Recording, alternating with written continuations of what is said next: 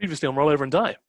Confronted by a band of undead, the party decide to go against their usual knee-jerk reaction and converse with the horrors, discovering that the occupants of the mansion are a society of peaceful undead that only feed upon the sick, elderly and diseased. They accepted the offer from the lady of the house to stay overnight. In exchange, they will hunt down the other group that killed some of the support group. Overnight, Chad and Parter hear a banshee and get drawn out into the hallway. Only... Sorry. That's okay. Was she coughing? The banshee. The banshee was coughing. Yeah, that was the banshee coughing. It was just sound effect. Thank you. Probably Overnight, this in. Overnight, Chad and Parter hear a banshee and get drawn out into the hallway, only to find a series of odd paintings, and Pip is awoken to a white knitting her a warm sleeping bag. In the morning, the group grab breakfast and venture into the tundra with Arad, the silk-laden foppish vampire. Now that's over and done with. Ready to roll over and die. So, right, we're back in the game, and there is one piece of business that we need to address, and that is specifically Chad. Oh. Your second tail has receded. However, we need to figure out what your affliction is on this day. That's such a horrible imp. At some point during the night, your tail receded back into your body. Your second one, at least. Can you roll a d3 for me, please? Yep.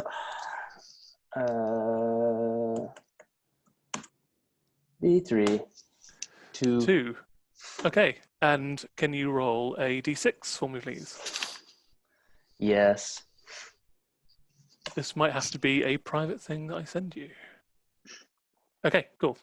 Do I still shall smell? Send this you. Yeah, oh yeah. Oh. Is it Oh, cool? yeah. Still smell. You still look sick.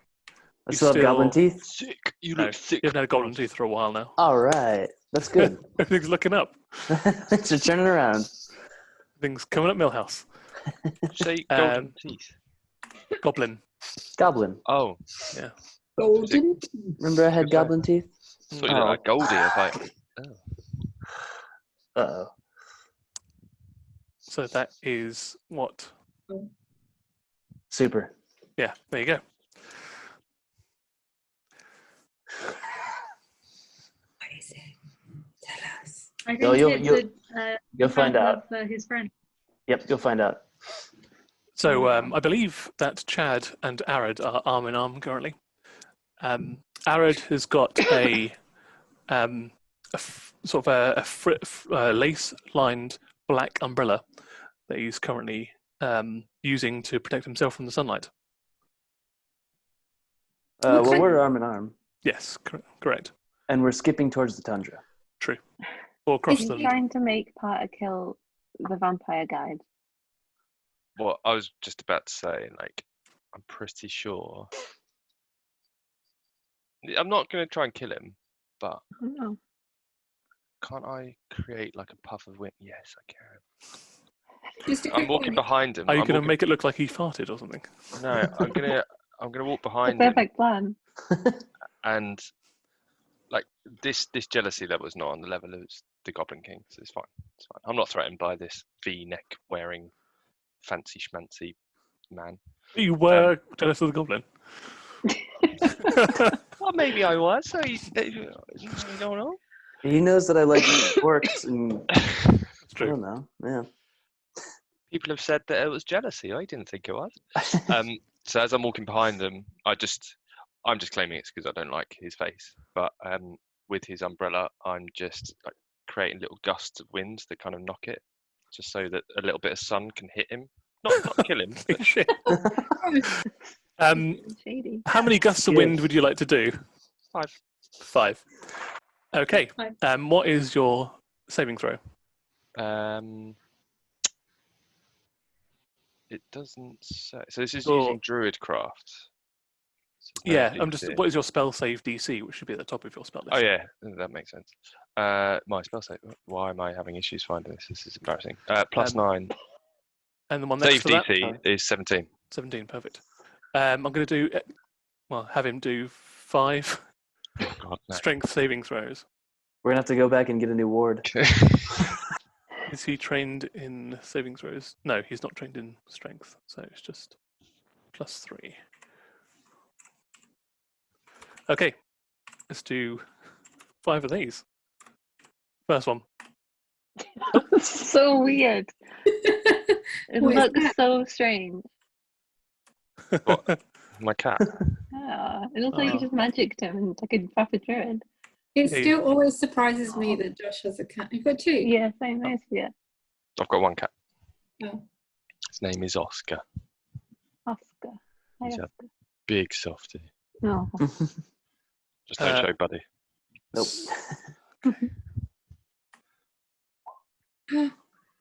No, this is good. So 2 of them have definitely saved. 3 of them, I think. So you're knocking his umbrella around, Just little puffs. and every time even a small piece of sunlight hits him, he starts screaming, and like the bits, because he's got these lace-up trousers on, so bits of his flesh are exposed, and you end up setting both of his legs on fire. Look surprised. As he screams, he loses 60 points of damage. From a little puff of Maybe, wind. When we're maybe, trying to kill him, we can't kill him. Anything wrong? maybe vampires shouldn't wear deep V's either. Right, True. okay. I knew it might do a little Yeah, bit. this is definitely his fault. Yeah. Poor guy. He might be a douche, but he hasn't done anything wrong. So he just hisses, "Ah, it hurts!" and then falls to his knees in the snow as like the radiant flames aren't being put out by the natural moisture of the snow, and they're just like engulfing his legs. Oh God. Uh. I'm going to stand in between him and the sun. I'm gonna Try and cast a shadow. it kick snow on his legs, even though I don't know it's not doing anything. So you just kind of pile snow up, Yeah. and he's just about like he's got one hand on the ground, his other hand is trembling but still managing to hold the umbrella up. If it had failed one more, you would have immediately killed him. Can I right, okay, I'm definitely going to be using a higher level cure wounds on him and just act like it I wasn't me. think so. Are you happy now, Potter? I didn't expect 5 little puffs of wind to create 60 points of damage on the poor bloke. I mean, it might satisfy me not to hurt him anymore. Yeah, so I'm definitely going to just put my hands on his shoulders, casting a level 4, level 4 spell slot cure wounds. Okay, how much is that? That is 4d8 plus 5. Do you want to You type that? kind of disfigure him so that Chad won't take a liking. Okay, you've returned 18 of his 60 points of damage. I'm just whispering to him, "Oh, you poor little thing, are you okay? You okay? Just watch that sun, all right?" Yeah, he's just sweating profusely as his legs slowly, the flames on his legs slowly die down. But he's now wearing the equivalent of like leather lace-up hot pants. See what you did? You just made him more sweaty. I think I better just get away from him. I'm just gonna kind of back away, 2 people back. You just kind of slink into his Sorry. harness. I didn't expect it to go like this. I'm sorry. What a great Okay. start. I'm worried about our new buddy, and apparently his legs catch on fire. And with my brand new morning affliction that I can't reveal yet, I'm concerned about something underneath him. So I'm gonna pick him up and put him on my shoulders to carry him. Okay. Excuse me? You scoop him up and set him upon your shoulders. His cold, clammy thighs clamping against your neck as he rides your shoulders. They're not still warm, at least. Oh, no. Oh, No. okay. They do smell like like a 1-year-old like vegan sausage that's been left out in the sun. Oh my gosh. Wow. I was like, where are you Does going that- with this? Yeah. Does that smell better or worse than Chad does on a daily basis? now? think Oh it's yeah, still- you can barely. I mean, you've gotten used to your own scent now. No one else can smell his hot dog legs, but yeah, you can. They're so close to your nostrils now. Finally, I can smell something. Onwards. How far are we walking? Yes, so he is out there helping you track it down because he doesn't specifically know either. So he's going to help be your guide So I think whoever wants to do a survival check, you can do a survival check. He's going to do so as well, with advantage because he knows the terrain. Definitely Pip. Tracker. True. Yeah, but my favourite terrain is swamp. Oh, okay. I got 17. Oh, nice. Oh. Ooh, Ooh, I got a 23. nice. It's because I've got this Those hot dog legs. sausage on my on my neck. Uh-huh. Old clammy legs wrapped around your neck. 19 for me. Nice. So 17 and 19s. You can tell where trails are in the tundra. However, it's been so long. It's been over a week, and so the tracks are completely snowed over at this point. You know well enough to make a good educated guess. However, it's going to be the roll of the dice as to whether or not you can figure out what cave they're in. However, Chad, with a 23, you do notice as you're walking through the evergreen trees, you notice a scrap of cloth that's caught on one of the branches. And when you pick it up, you see that the threads are relatively fresh, so it hasn't been here for a long time. So you think you can figure out which cave they were heading towards if they were to catch their sleeve on this particular tree. Can I give somebody with locate creature or locate? I don't know. Is there somebody with a spell that you just need a piece of the I garment think it's or Josh them? that has something like that. Potter, can you rein it in and As I not feel kill our guilty, tracker? yes. Yeah. I'm going to be on Although my best last behaviour time now. we did it on the thing that I found in the arrow that was in the thing, that they were too far away. Yeah, how far have we travelled? So far, you've been walking for a good sort of 3.5, 4 hours at this point. Okay. When you come across this tree with the fabric on there, another sort of 20, 30 minutes walk, you come across a tunnel into the side of one of the mountains. Chad, his best guess is that you think that it's, well, potentially where they were heading. Yeah, I'm going to... Yeah, because it's concentration up to an hour as well. Mhm. So, yeah, I'll do that. Cast that. Yeah, and when you cast Locate Creature, you know that there is, well, the owner of this particular piece of fabric is indeed in one of those caverns. Let's go Pinpoint. Can I spelunking. pinpoint which one? Yeah. Cool. Yeah, you can just home straight in on it. I'm going to do my pointed dog thing of... Yeah, let's go spelunking. How tall is the cave entrance? The cave entrance is Should we reenact our first cave that we came across in episode 2? Slide on in. 6 feet tall. Oh, so I have to take him down, otherwise I'll knock my own head. Yes. Yeah, you would. You're gonna have to maybe lizard hunch. Well, I think I need a lizard crawl. Okay. I mean, if you Are we lizard all- crawl, he could lay on your back. Potter, it's fine. It's fine. You guys want to go dive into this cave? Yeah. Yeah. Yeah, right. Yeah. Let's go find these fake us and murder them. Sure. Yeah, like that's something we would do. Yeah. So entering the cave, you go what is about sort of 30, 40 feet, and then you start noticing a source of light, a flickering, like coming from a lantern or a candle or a campfire, from around the cave when it twists to the right. You also start hearing the sounds of talking and laughter, and you smell something cooking.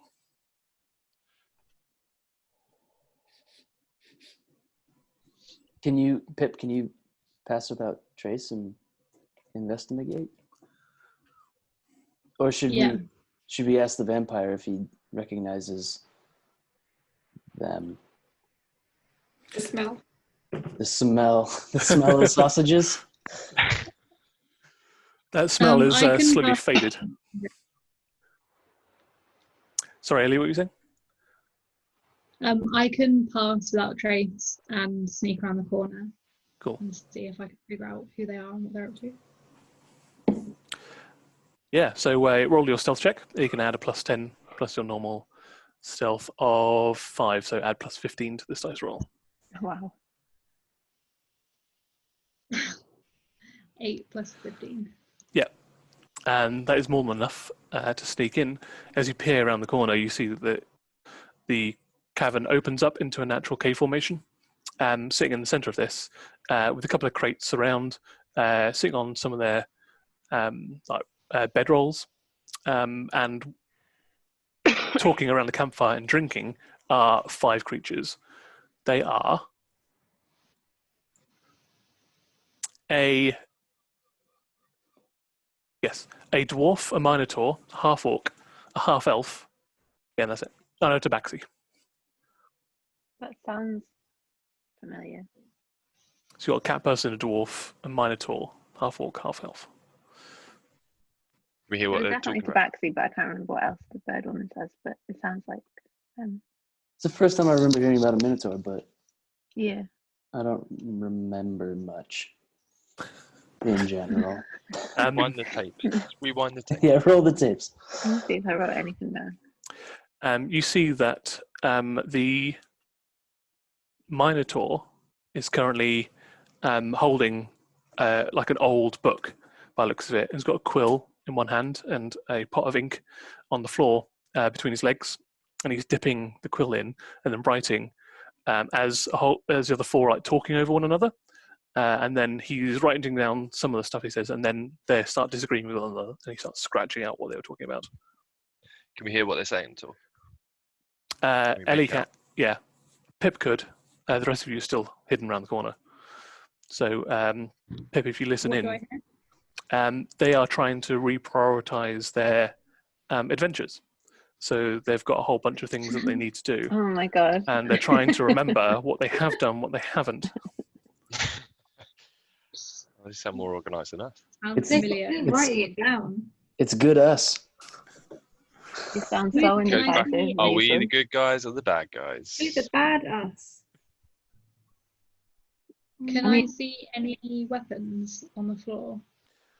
Yes. So the one that's writing it down actually does have a something on his belt. It's just like a rod tucked into his belt. He's wearing just cloth, not any armor. That's the Minotaur. The dwarf has got 4 throwing axes, like strapped to bandoliers that go across her chest. And there is a battle axe, like shoved into the stone, like axe first, next to her, but she's not holding it. The tabaxi is, and she's not really wearing a lot either. The tabaxi is also wearing black clothes, just like a vestment on the top, black trousers, a black cloak. You can't see any weapons on that person either. The half-orc hasn't got any visible weapons apart from a small dagger in his belt, but he does have a lute across his chest, which he's absent-mindedly sort of plucking at, giving a few strums. And the half-elf has got a long stick or staff laid on the floor next to her, and some bags like tied to her waist. Okay. I'm gonna come back around to the group, and I'm gonna tell them they seem like complete douchebags, but we should try and be their friend. Like, they've clearly got no idea what they're doing. They're arguing. They don't know where to go next. Like, nothing like us at all. So, we should try and persuade them to be our friend, tell us what they know, and then we could probably kill them pretty easily. You don't want to kill another person. Come on now. Let's send in our negotiator. Aya, or Arad sort of like starts to take a step forward and then stops. What are we here for vengeance for the bird village, or are we here just out of curiosity that they look so much like us? You're think here just to curiosity. kill them all, surely. Yeah, Without stepping anyone, back from the vampire. without anyone realizing or noticing, I'd like to cast greater invisibility. There we go. You step sort of like behind everybody and then start casting the spell, and you are invisible. Invisible. Well, if they're all still talking, I'd quite like to sneak into the main room of the cave. You certainly can do that. Why don't you do a stealth check with advantage, please?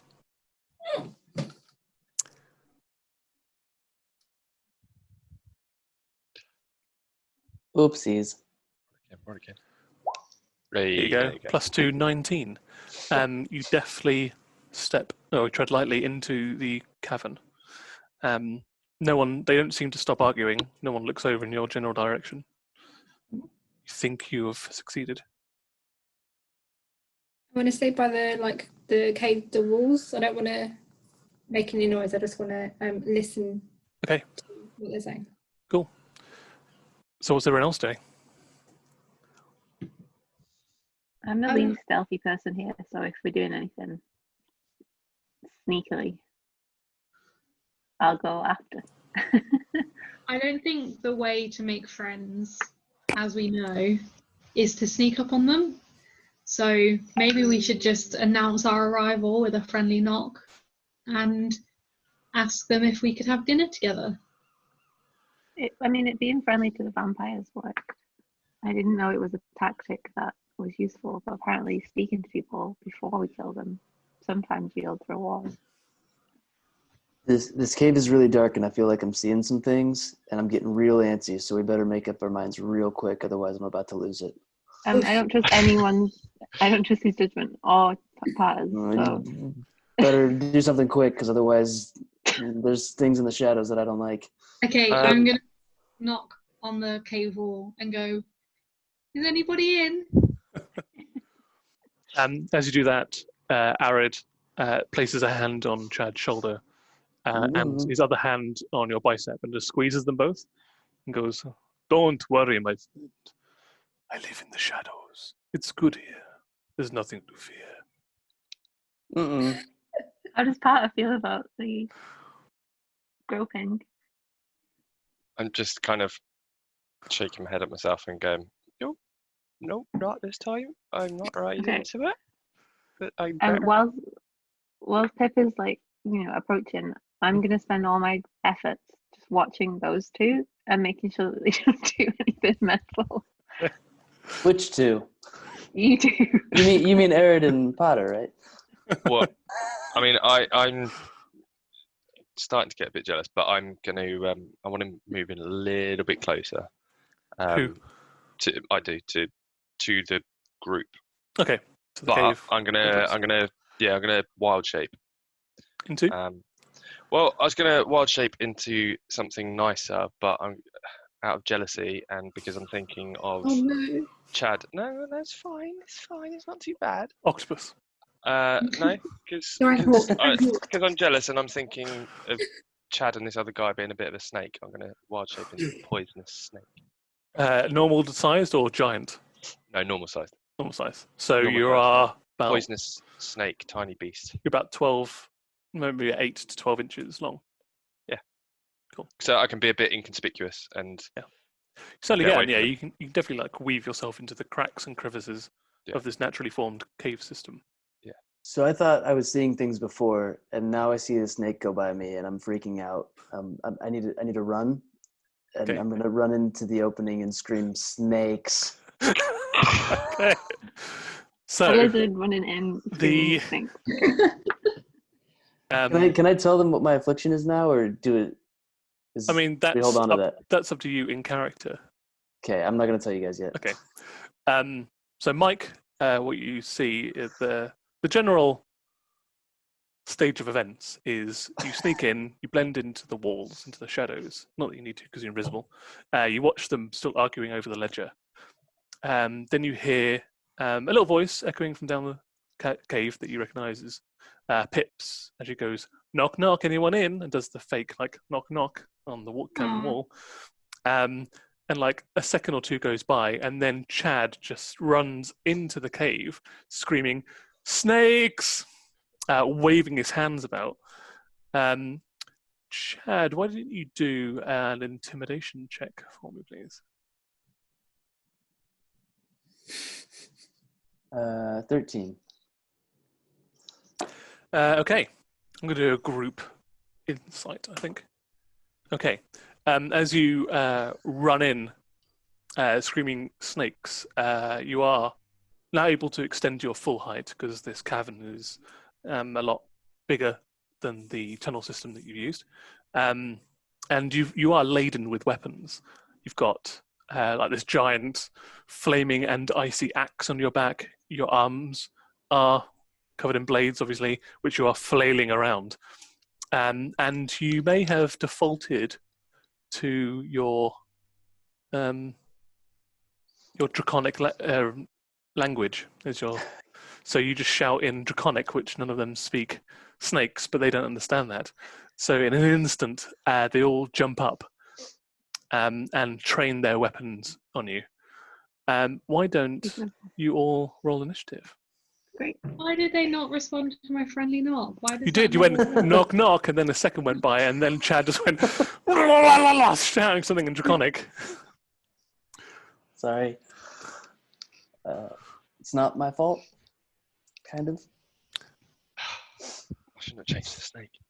Should just stay jealous. 17. It 14. wasn't necessarily you. You I got that. I got 7 and Kenko got 9. Okay, 1 second. Sorry. So I got 7. Pip, sorry, what did you get?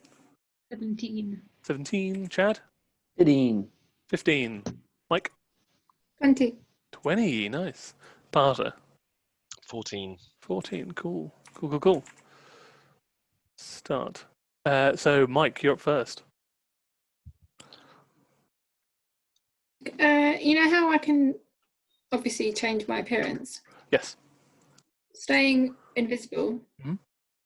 I'm going to stay I want to stay invisible, and I want to stay in the shadows because I'm trying to hear what they're saying, specifically how they're referring to each other.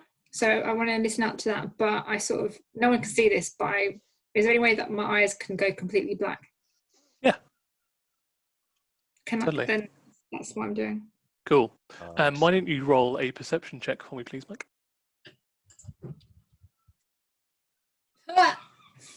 Hey, Okay. can I use luck? Yeah, you can, yeah. That's seagulls. Steven Seagulls. 12. 12. Okay, you get to hear.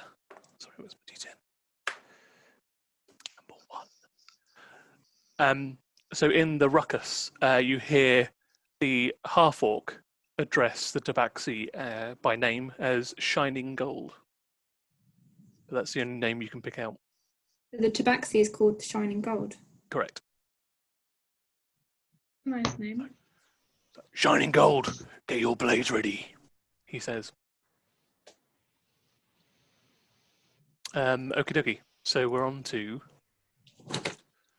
Pip. I am going to go in and just say, no need to fight. My friend is scared. I'm not sure what of, because he spoke a language I don't understand. But we're not here to fight you, I promise. Cool. Roll a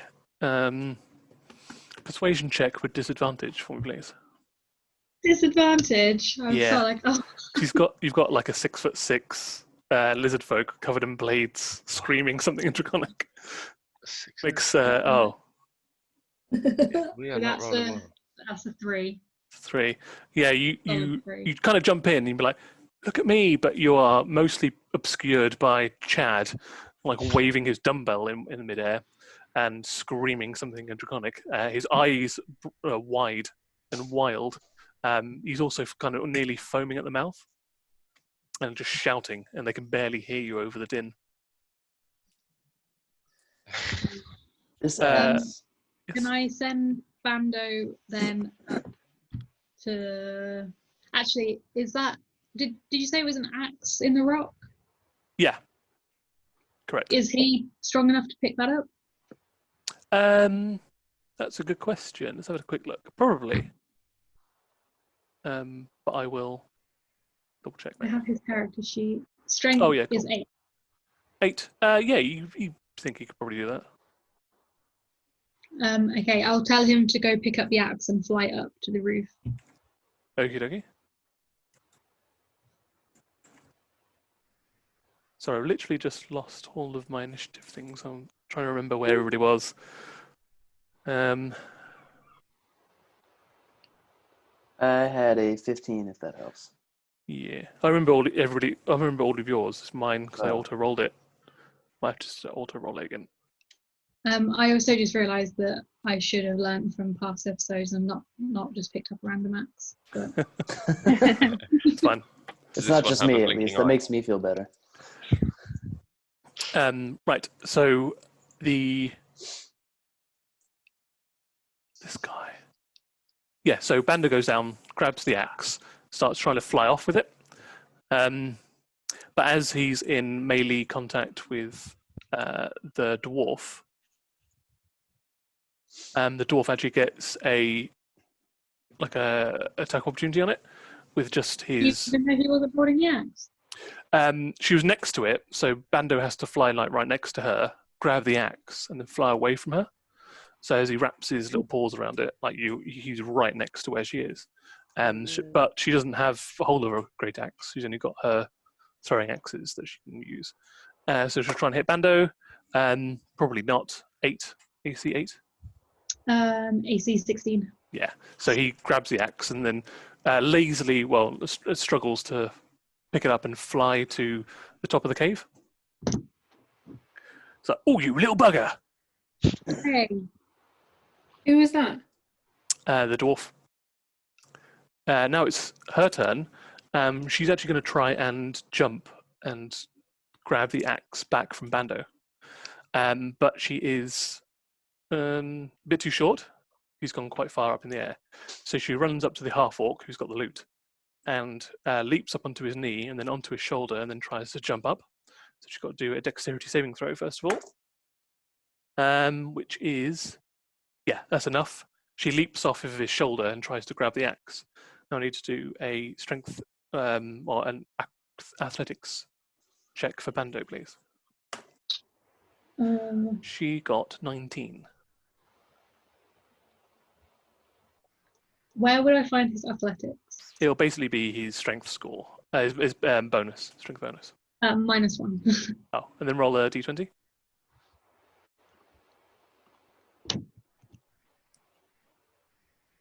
-18. Oh, it was so close. He got 17, she got a 19. So as she jumps up, she grabs the axe, pulls it out of Bando's hands, and then lands on her feet, brandishing it again. But that's her go over. Then Chad, you're up next. How deep is the cave that they're camped out in? So they're in like an open cavern area, but there are multiple fissures and tunnels that lead off of it. So there's like another maybe 4 exits that you can leave, unless you want to hang around in here. I do not, because it's full of snakes. So I'm going to continue running. Okay. I see that there's a bunch of enemies and a bunch of snakes, and so I'm going to swing my Aldous axe as I run towards one of the entrances. Okay. Can you roll a d5 for me, please? Someone's gonna die. I hope it's not me. I got a 5. A 5. So you go via the half elf who's got the staff laying next to her. She's cross-legged.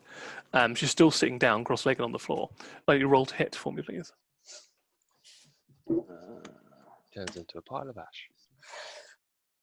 I don't have a. Do you have to roll every single dice? Yeah, do I have to? Well, if you hit, you do. Well, I just got an 8. Plus your Aldous axe, your to hit modifier on the Aldous axe. On the Aldous axe is. Let me roll down. Hold on. This is you have to read so much on this one. Oh, it's just got next to it +7. Hit Does DC. it? Yeah. Where do you have? Oh, So if you're an actions, Never Aldous mind. axe +7 to hit. I still You don't got know where you're seeing 15. that. So if you go on your actions all, and you see where the oldest axe is, Oh, it was on equipment. That's not bad. Yeah, you got it. You did that it. will hit the monk. A 15 will hit. Of all the Can ones you that could have hit. can you roll all dice, please? Roll all How do you do that dice. on roll 20? Yeah.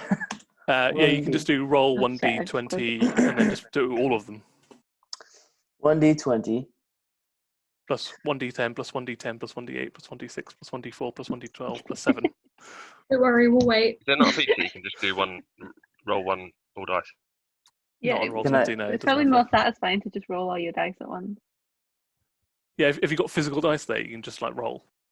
No. No, okay, that's fine. So I need to roll a 1d. Sorry, guys. 20, This is gonna take and a then while. I got the 1d20 down. Yeah. Roll 1d4. Yep. Put in order, do 10. It'll Okay. be 12 next, technically. 1d12. Yep. Let's Nice. roll 1d10. 1d10 slash roll Then same again. Same 1d10 again. D10 again. And then high and lows. 8. 1d8 And then a slash 6. roll 1d6 slash roll And then 4. 1d4.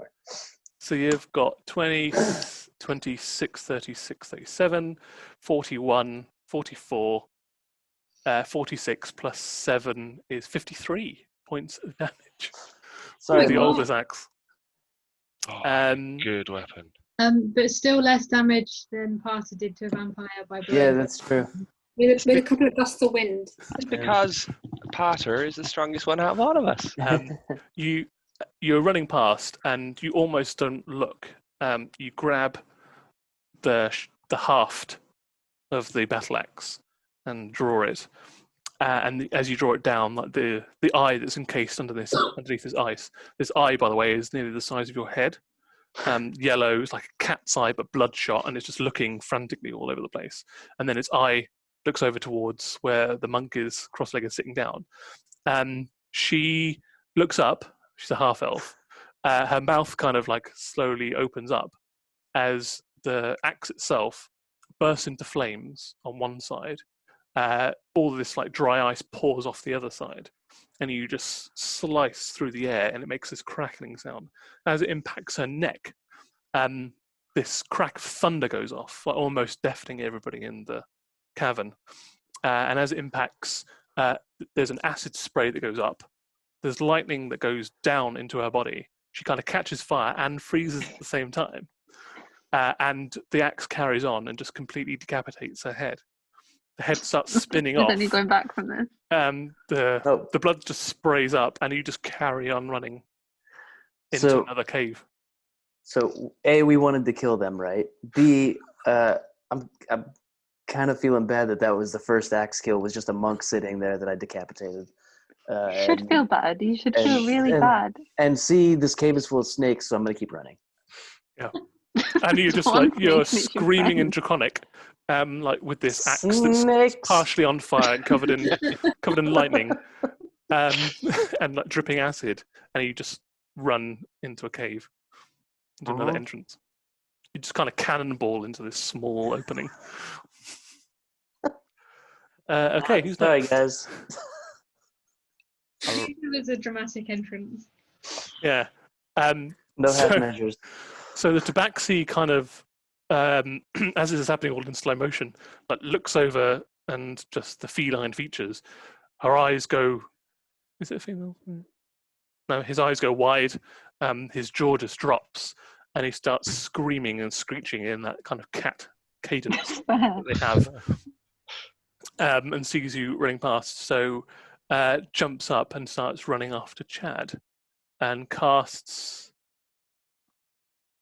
No, won't cast anything. We'll just try and stab the shit out of you. I know it's going to be Slippery. hard now that we've beheaded one of them, but can we try and keep at least one of them alive? Agreed. so that We need to can know what ask the happened. questions? Like, we need to know where the curse came from. I kind of feel like the monk would have probably been the most receptive to conversation. Yeah, you guys got your work cut out for you. So you, as you cannonball into this opening, like just two daggers, you can see glinting in the firelight of your axe. Just go wisp either side of your head, impacting the walls of the small cave system that you've just jumped into, and just ping off into the darkness. You just hear it rattling down this shaft. The thief, the tabaxi, missed twice. Yeah. 5, 12. Yeah, your AC's higher than 12, isn't it? Yeah, Yeah. 15. Cool. Cool, awesome. Parter, you're up. You're a tiny little snake. I'm a little snake. I'm a snake. I do a little snake vomit when I witness the beheading, the unnecessary beheading. Yeah. So the actual the head is like rotating in the air, and as it comes to your turn, it lands in her lap, Oh my gosh. and there's Yeah. just You like have some culpability for this, by the way. there's like a Tara. big fountain you. of blood coming from her neck wound. I've got nothing to do with this. And you make a little I'm bleh, trying to. and your tongue's got the Yeah. sick on it, and you Yeah, just kind my of your jaw tongue just just kind of- deposits the sick on the floor, and then goes back in like a little conveyor belt.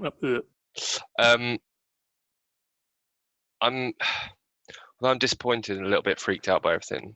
I am worried about Chad, and I'm gonna head towards the tunnel that I see him running off down Okay. at the same time. What's your speed as a poisonous snake?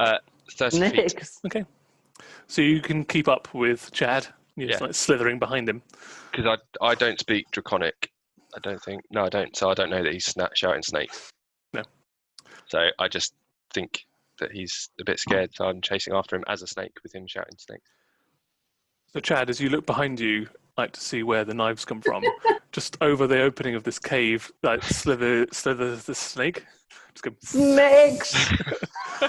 and Chad's just growling something in Draconic as he looks at you.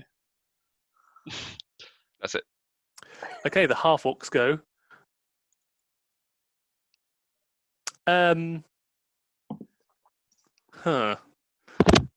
He's going to, like, you're in the darkness now. There's a small snake. The only other person in the room is Pip. So he's going to furrow his brow and stare at you, Pip. I need you to do, and he starts strumming his lute. Can you do a charisma saving really? throw for me, please? I'm tired of is being charmed by music. Close the mic. What if they look like Harry Styles? Then that's absolutely fine, Yeah. and I don't mind at all. Harry Starb, if he was a half orc. Yeah. Then he wouldn't have to charm me with music. Charisma. Saving throw, yeah, please. So 15 plus 1. So 1. 16. Okay. What's his Hmm. DC? Hmm. His DC is less than that. You are not charmed by the Harry Styles half orc bard. No, Hey. I am. Ellie is, Pip is not. Yeah, it's true. Aya. Wagwan. I think What? the last thing that I said was that I was going to keep an eye on those two. And Yep. And you did And, like- keep an eye on them as they belted into the room, and you feel peer like around the her corner. is You just see the. so much has happened. I feel like when Tim said your name, you should add a sound effect of just bwomp bwomp because So I've watched Mike's gone, disappeared. As far as Yeah, I'm like when you concerned. look around for her, like even before the battle or any of this bullshit happened, she's not anywhere to be found. Okay, I'm gonna walk into the room.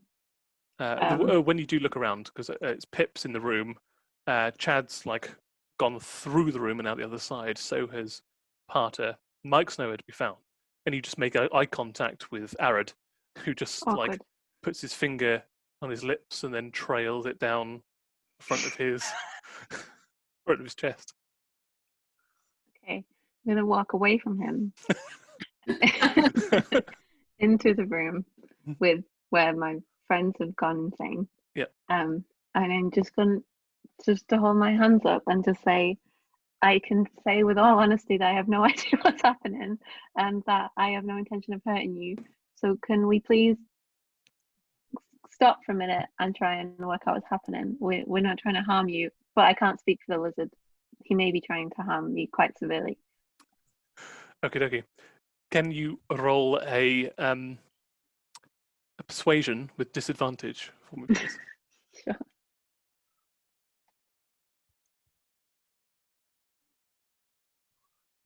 I mean, your persuasion, I believe, is pretty damn good anyway. I think it's like +9. +9.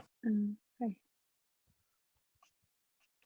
So that's a 22, or roll again. Oh shit. Or is yeah, it sorry. is it coming through? Yeah, yeah, cool. Haha, Yeah, so 21 is the highest. 22. 22, sorry. Yeah. I don't know why I said 21. That's a 22. Yeah, you give them pause for thought. They certainly don't go and attack you. However, it doesn't change the fact that Chad has decapitated one of their friends. It would have been the half elf monk now, but that didn't really go the way that they wanted it to. Now the Minotaur, next to the Minotaur is sitting this giant hyena as well, and this hyena stands up on its legs and its hackles goes up and starts growling, but the Minotaur grabs its collar, holds it back, and just points at you, Aya, and it's the Minotaur, so it's like about 7 foot tall and giant, and goes, "Explain the meaning of why your friend just decapitated ours, and why we shouldn't kill you on the spot." I mean, I wish I could tell you that with any kind of. He's not been himself. He's been through quite a lot recently. I would explain it, but you'd probably think that the situation was weirder if that's possible. Just imagine aging 20 years and realizing that you're going to smell bad forever. That might go some way to explain why. But we can help less of you die if you keep us alive. So that's all happening within 6 seconds on that person's turn. He seems to have maintained his cool somewhat. However, the dwarf that's got the battle axe back doesn't seem to be in the same. Oh no, wait a minute. She's already been. I think that's everybody. Yeah. So there we go. So yeah, back to the top with Mike. Staying in the shadows and invisible, I would like to cast Minor Illusion on the Tabaxi Mhm. in the form of a whisper. Okay. In his ear. Yeah. And say, what do I want to say? Sorry, you whisper. No. No. I want to whisper in. How can I make this right?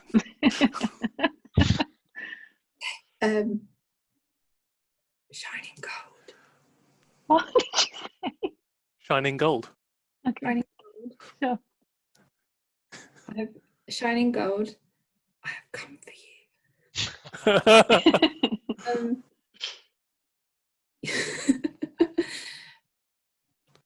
Out of your friends, I need you to point out which one is named Mulsa Jant. And Roll. Sorry, if you do so, as a god, I shall bestow you with a precious gift. Roll an intimidation check for me, please.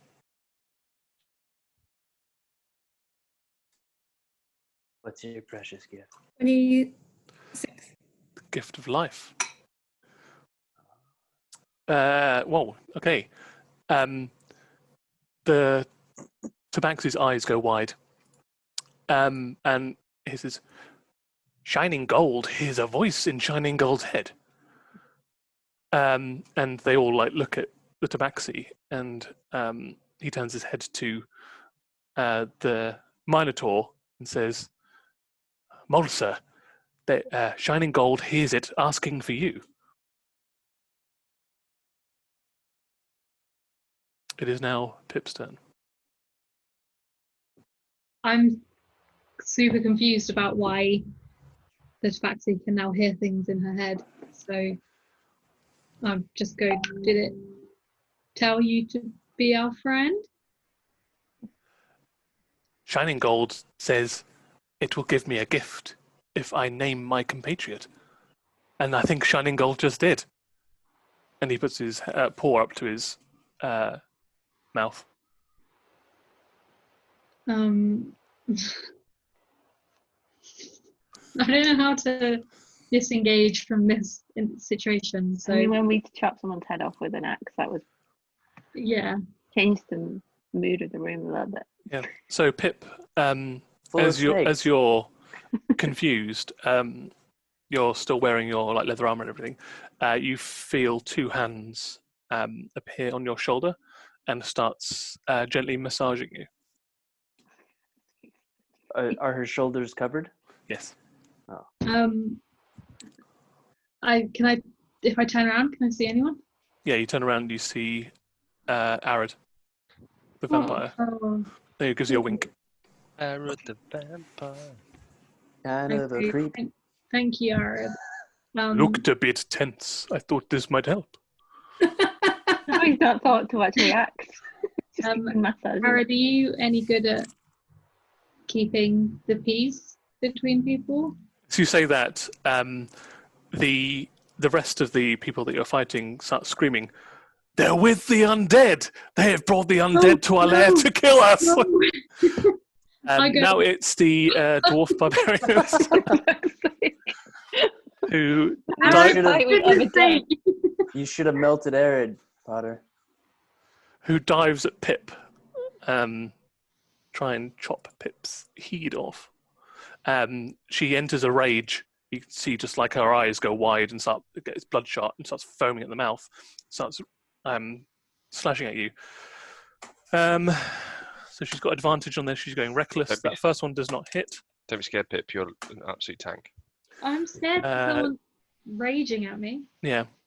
So Yeah. she's so like filled with rage and anger that she just slams the first axe against the wall that's next to you because you haven't come out quite too far into the cavern. The next one just slams at your feet next to you, both of them missing, but only by a hair's breadth. You can feel like the axe whipping past your face as Arad like takes his hands off your shoulders and goes, "Hey, I can't give massages to everyone." I'm Bando. just going to start crying heavily. Okay. Just falling. Okay. Bando. Um, What's Bando up to? Bando is gonna just like flap in her face. Yeah. To try and get her to like blind her and confuse her. Okay. Yeah, roll an attack. So just roll a d20 plus Bando's dexterity modifier. Try to get up all in her shizzle. Nice. 2. Yeah. Yeah, Bando gets all up in her business. And yeah, she's just got this flapping flying monkey in her face now, obscuring everything else. Chad. What's going on in Chad's world? Well, I'm going to keep running down this cave. I noticed Okay. that there's a snake behind me, so I'm going to cast Bigby's hand and block off the cave entrance. Cool. So you do that, this giant fist just plugs the hole. Oh no.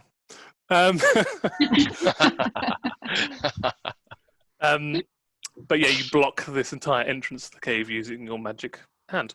Can you also roll a dexterity saving throw for me, please? If I must. You must. Oops, wrong one. Sorry. Roll a 1d20. Oh, nice. No. So as you cannonball into here, you get your feet into, you start running down the cavern, you look around, you see a snake, cast Bigby's hand, and you step on some loose shingle and boulders and stuff because the shaft is angled downwards, and you just go arse over tit, and you start sliding down the shaft. Like you let go of the oldest axe, and you're just on your back and then on your face, and you're spinning around, and the axe, you can see the axe is on fire. Okay. Just like scooting down this shaft. Yeah, you uncontrollable descent. Well, I hope you guys know that I don't always roll ones that negatively impact the whole group. I roll ones that negatively impact myself as well. This is correct. Next is the Tabaxi. So Tabaxi, looking around confused, doesn't hear anything more, sees that his friend, the dwarf barbarian, is being attacked, and so throws 2 more daggers at Bando. Doing AC 15 on Bando. 16. Oh, there we go. AC 23.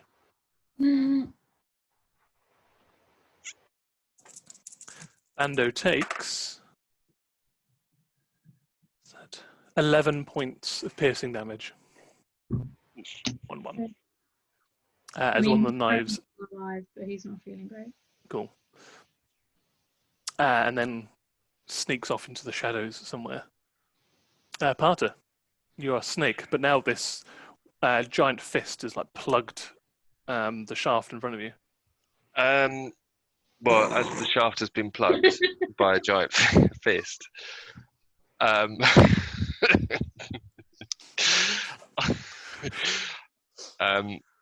Game faces, people. Parter would probably be happy with that, but he turns around. Knowing that I can't get through it, I'm going to turn around, head back up the tunnel. Mhm. I can't have gone that far down it, right? No, you're like 5 feet. So can I've heard all the stuff that's going on behind, I'm assuming. Okay. As I'm coming up, I'm gonna form back into myself. He's still laughing. I'm gonna form back to myself, and I'm going to cast Gaius. So I'm gonna stay in the shadows of the tunnel. But I'm going to cast Gaius on the Minotaur with the Okay. hyena. Yes. Yeah. Because he seems to be the boss. What is the saving throw? Wisdom saving 17. Wisdom. Cool. Wisdom saving throw, you say? Yeah. 17. Plus 3. Fails. Sweet. What do you say?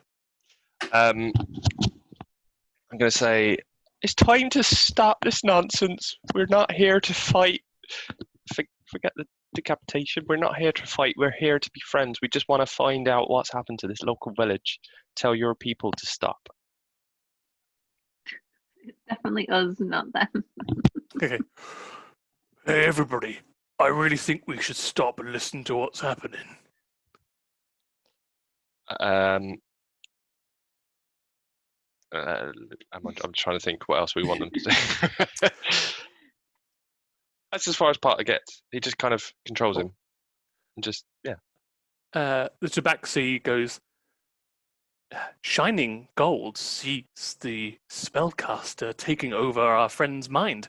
Kill the spellcaster! Tabaxi, the Shining Gold will kill you now. Isn't Who Shining did you Gold take over, the preoccupied? Minotaur or the dwarf? Shining Gold knows the rogue been throwing daggers and shit everywhere. Aren't they preoccupied with sex god promises? Yes. Yeah, and fulfilled like what the Tabaxi said, what was promised to him, which is point out the name. And did. Sorry, which gotcha. one is he? Which one did Part just? The Minotaur with the Yeah, the hyena. Minotaur. So with the one hyena. that was actually like cool and warming to us. You okay? Cool. That makes sense. Then I'm gonna cast Hidden Step as well. Is that a bonus? It's a bonus action. Turn invisible until the start of your next turn. Cool. To attack or deal damage, or a force saving throw. Parter went invisible. Still invisible. Mike's still invisible, yeah. Great. So it's just me and you, Aya. Yep. So Party needs to learn that they can't just run away, turn invisible, and turn into snakes when things get tough. I'm a snake. Whispering sweet nothings in their ear. I don't know that. Don't you? I don't know what I'm doing. So the half-orc is going to, well, you've now disappeared, looks around for a target, and goes for Aya, I think. Sure. Sorry.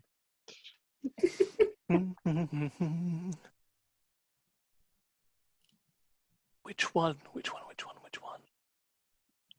Something maybe that one. Can you do for me a intelligence saving throw, please? Yeah. Intelligence saving. Yeah.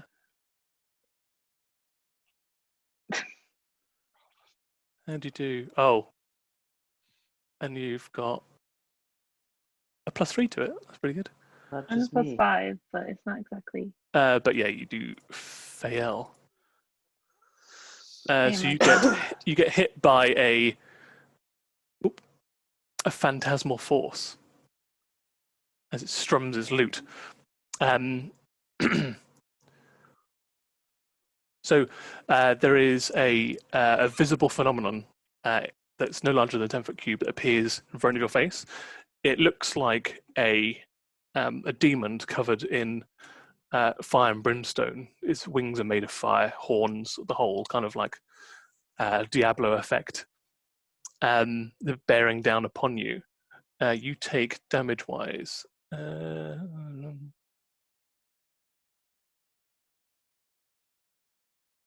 Yeah, it's completely real.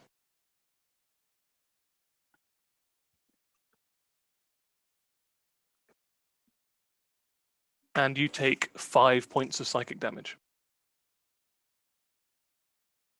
Am I like freaked out by it, or? Well, yeah, this like 10-foot tall flaming demon with these giant horns, burning eyes. It's got this giant flaming sword and it's just like swipes at you, and you take 5 psychic points of damage. And now Aya, you'll go. And so I think it's totally real. Oh yeah. Okay, I'm gonna attack the demon then. Okie dokie.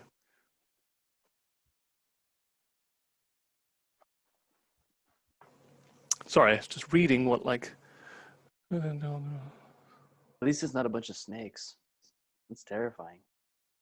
Yeah, just the one snake. Okay, Chase roll to hit. bunch Little of snake snakes. as well. Tiny snake. So I don't have to check, but I think it's real. Do you want to spend your action investigating it to see if it's real or not?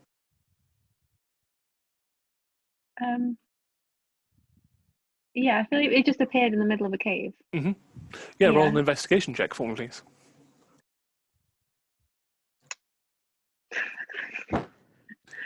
Yeah, you think it is a real thing, and you start backing up, and then sad, it's the monk's turn. She's dead. And everybody's so the giant hyena and the Minotaurs go. No, yeah, the Minotaur. He's like, honestly, guys, I think we should just chill out. Just kind of do what they say. And no one's paying attention to him. Mike, you're up.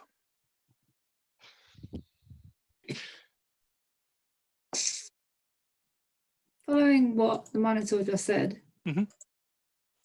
I want to cast telekinesis. Yeah. On the Minotaur Okay. to raise it up in the air. You know, with my Skyblinder staff. Yeah. Is it considered an attack roll? Because I get +1 bonus on it. Yeah.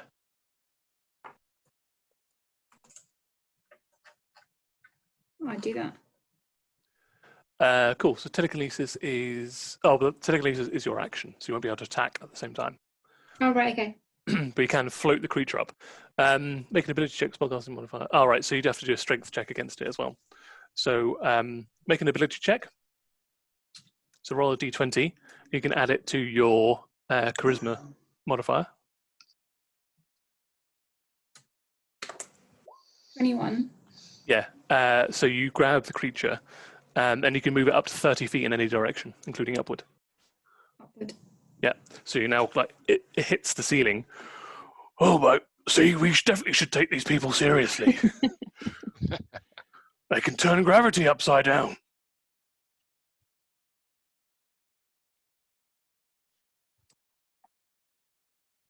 And Pip, you're up.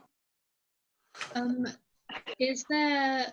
I mean, I don't know where Parter and Mike are, but between me and Aya and the others, Mhm. is there like a clear divide? Yeah, pretty much like you and Aya are near the exit. Everybody else is just inside the cavern. Okay, I'm gonna throw up wind wall between Okay. us and them. Cool. And as I do it, I'm just gonna say like, I don't know what my friends are doing. They've gone a bit wild, but please, we don't want to fight you. We're just as confused as you are. Cool. So, a wall of strong wind arises from the ground at your point. You make a wall 50 feet long. So you just kind of block off the whole cave entrance, like with you and Aya on one side, you, Aya, and Arad on one side, and then literally everybody else on the other side. It's 1 foot thick. Lasts for duration, which is 1 minute, so 10 rounds. Just reading it. Okay, cool.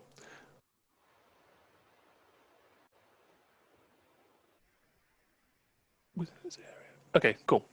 Got it. Right. And you say that to them. It is the barbarian's turn.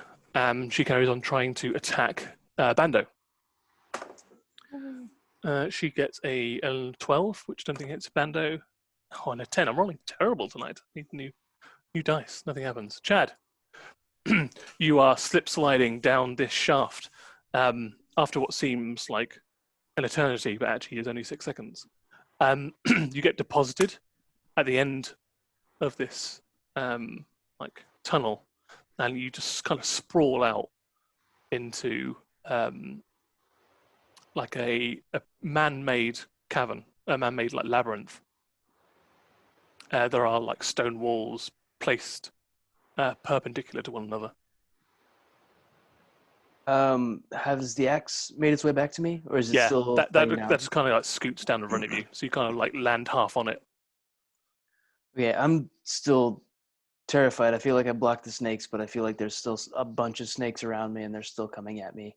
Yeah. So what I'd like to do is make sure that we can all get out of this cave. Mhm. I've left all my friends behind, but I think that there's a big hand blocking the snakes that way from coming in, and there's probably snakes coming from within that labyrinth. So I'm going to dimension door my way back to the cavern that I just saw to try to get my friends out. Okay, cool. You cast you start casting Dimension Door, and in your mind you hear, Chad, we're in here. Save us. Roll an insight check for me, please, with disadvantage, because all of your ability checks now have disadvantage. 6. You think you hear Mike whispering to you from the labyrinth. Fuck. That's really scary. Okay.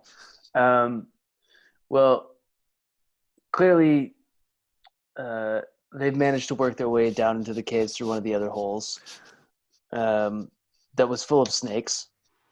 I'm hearing things, so I'm probably seeing things. So how far down does it go? Because I feel like I could probably see Mike if I hear her talking to me. It's a labyrinth, so it literally is like 5 foot, and then like a left turn, and then like another 5 or 10 feet, and then a right turn, and Okay, it's just a maze, a labyrinth of sharp turns. I feel like I'm seeing one of the edge of Mike's bright red dress that she sings in, going down one of the turns of the labyrinth. Correct. I'm very much on edge, so I'd like to cast light, I guess. Okay. What do you cast it on? What physical object would you like to cast it on? Oh, actually, no, never mind. That won't work. Sorry.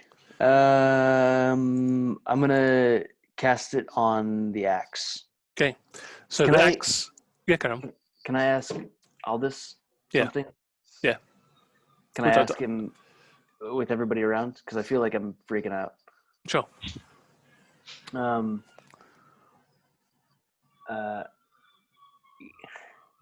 You have to protect us down here.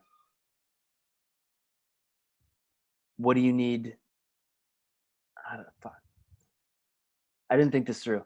I feel like I'm very overwhelmed with all of the things that I'm seeing and hearing right now.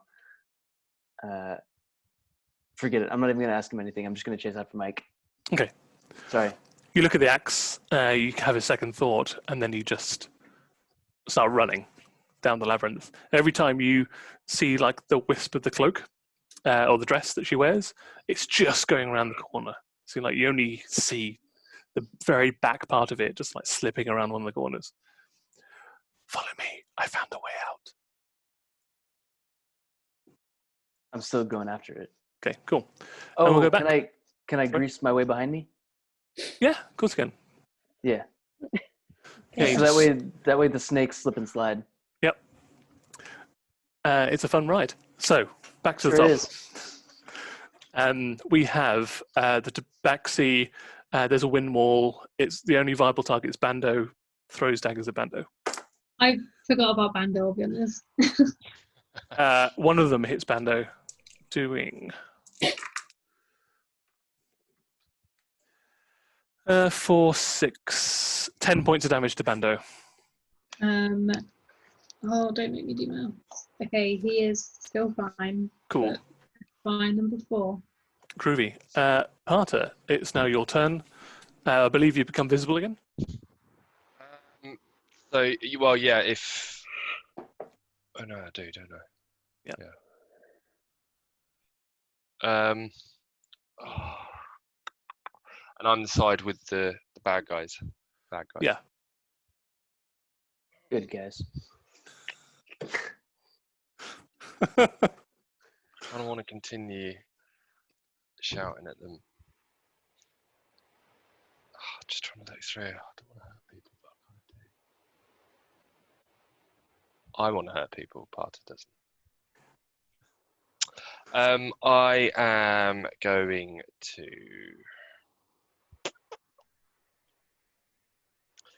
I'm just going to create a stinking cloud.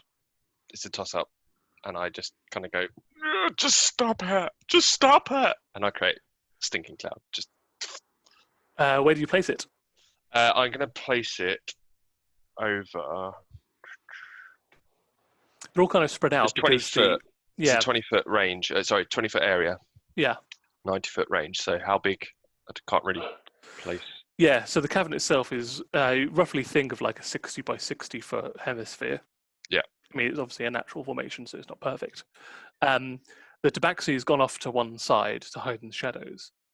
The barbarians was face to face with Bando / Pip, so it's just on the other side of the wind wall, and then pinned to the top is the Minotaur. Well, he's all right because So he's no still one's not near he's anyone. not wanting to. Yeah, I was gonna say even if he drops, he's still not wanting to fight us. Yeah. That's fine. If you cast it on the barbarian, you'll get Bando.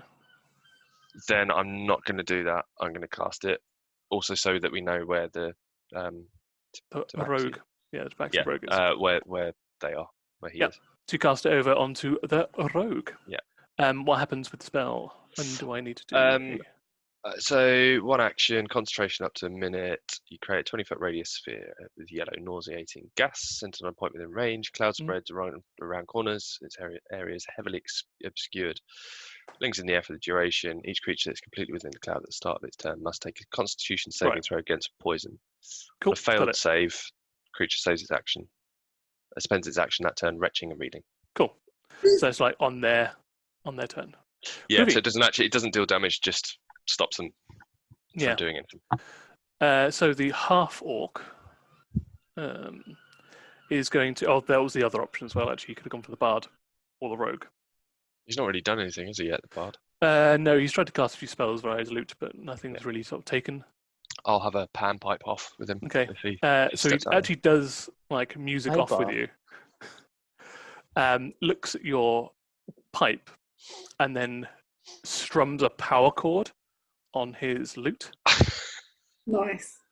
targeting your panpipes. So- Each creature in a 10-foot radius sphere centered on that pipe. Right. Can you do a Constitution saving throw, please? Uh-oh.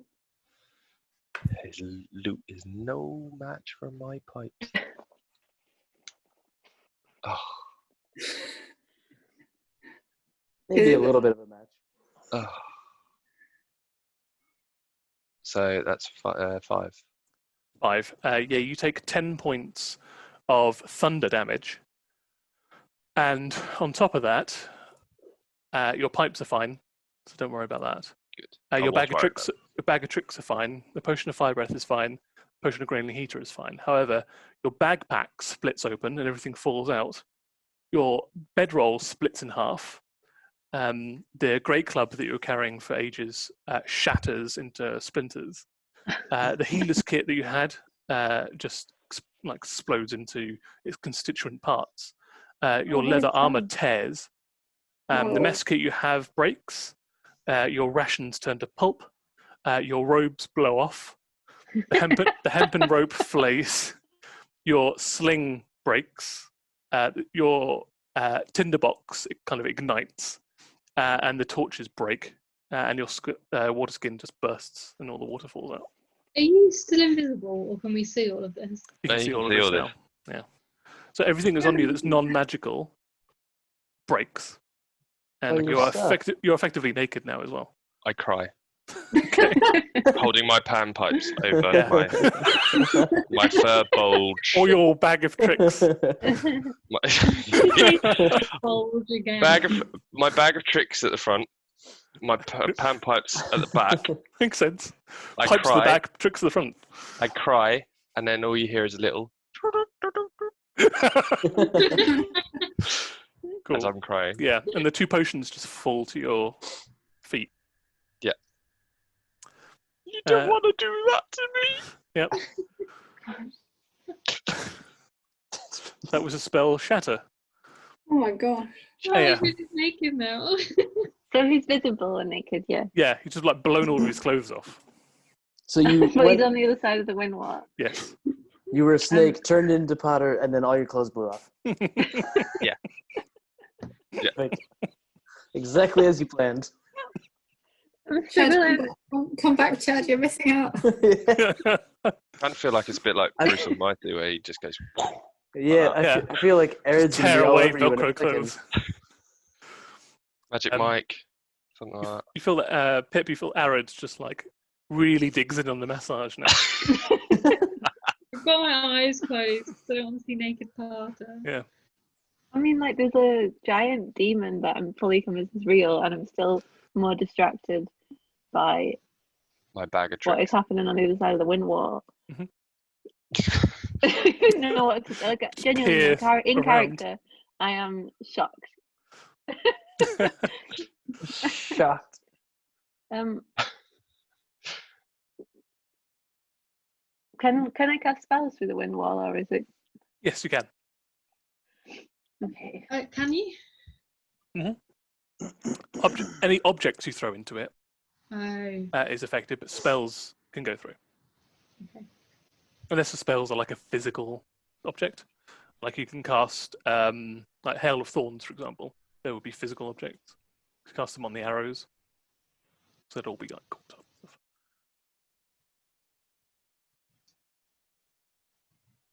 So what would you like to do here? I'm lost for words. That was too. Genuinely. Oh, by the way, whilst you're thinking about what to do, Parter, your new armor class is now 11. So your armor's gone down by 1. Ah. So leather's fallen off. Okay.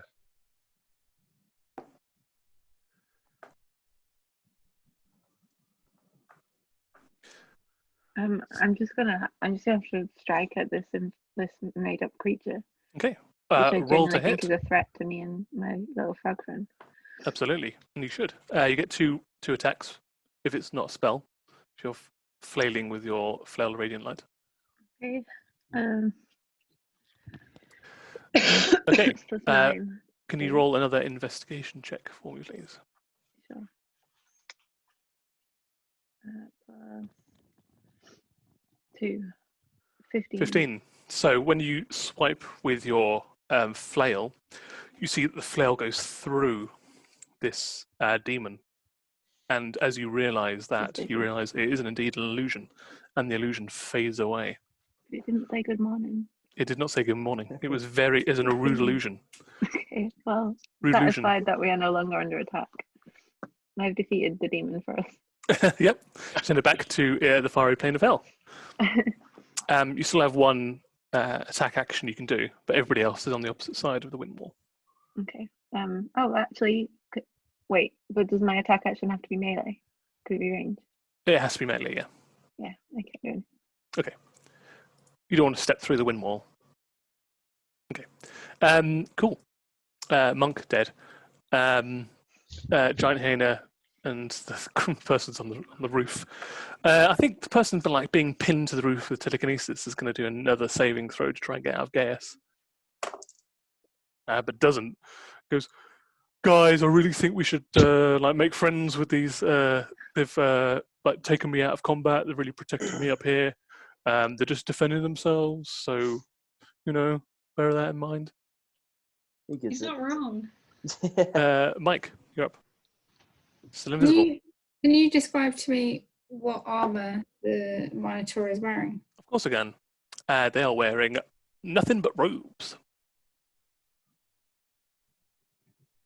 Cool.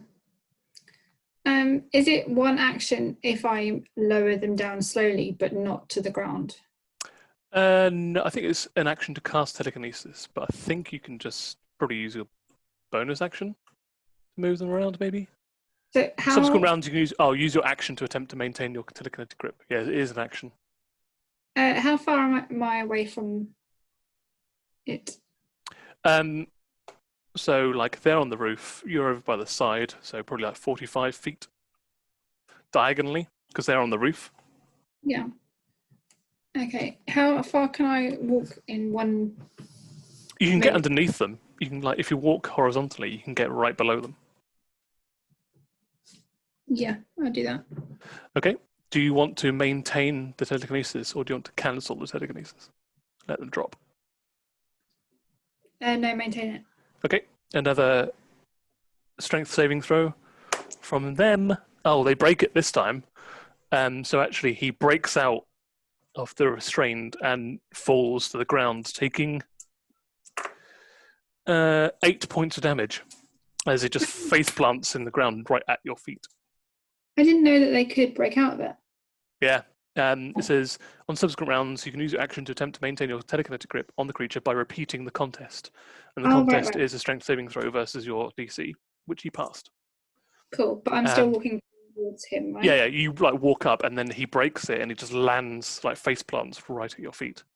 And just grabs his jaw and goes, oh. That was his go, or that was your go rather. And we're on to Pip.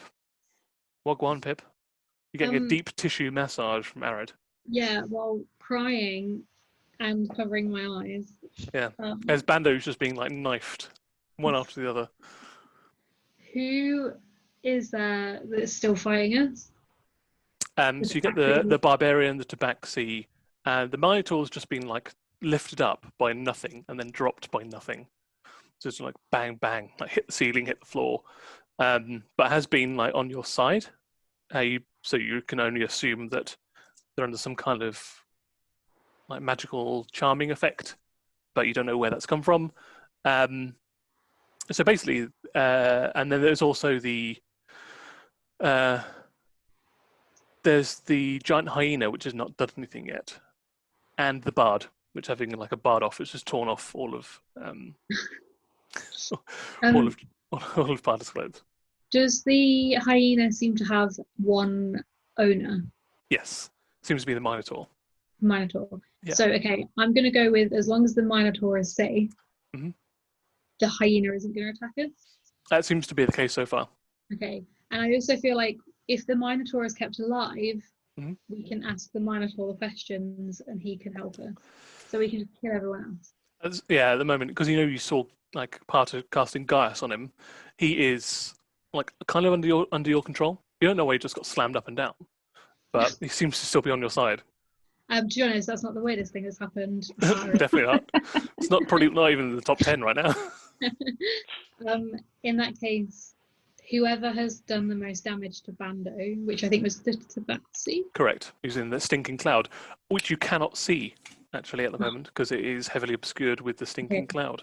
Who can I see? The bard, the barbarian, and the minotaur. Okay, in that case, the Bard, because he tried to charm me earlier. Yep. Scorching Ray, because it's a spell, can it get through the wind wall? Yes. I will Scorching Ray. Cool. Bard. Is that an attack roll on your side or a saving throw on mine? Can never remember. You create 3 rays of fire and hurl them at targets within range. You make a ranged spell attack for each ray. There you go. Roll d20 3 times. Add it to your spell attack modifier, which is +4. That one misses. That one hits. That one hits. 2 hit. So do your 2 Scorching Rage. 6 fire damage. Cool. Oh wait, no. Hold on. Oh no, it's the second level. Never mind. 2d6. Yep. But twice.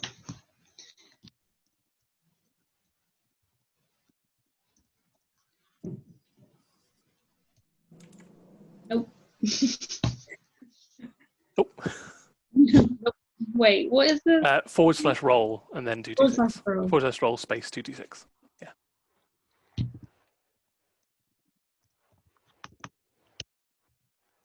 4 4 points. Great. So 7 points of damage. Nice. So you kind of like partially set the bard on fire. Whoa. Does his loot go up in flames? No, it seems like you hit him kind of on the shoulder, and like his fancy purple and blue, royal blue silk shirt with the puffy sleeves kind of semi-catches fire. This might be a really stupid D&D question, but as we've gathered, we don't know anything about D&D. It says when you cast it with a spell slot of 3rd level or higher, that my Scorching Ray is currently in 2nd level. You can choose to use your 3rd level spell slot if you have it. Is that too late to do that? I have 2 3rd level spell slots. No, you can do that, yeah.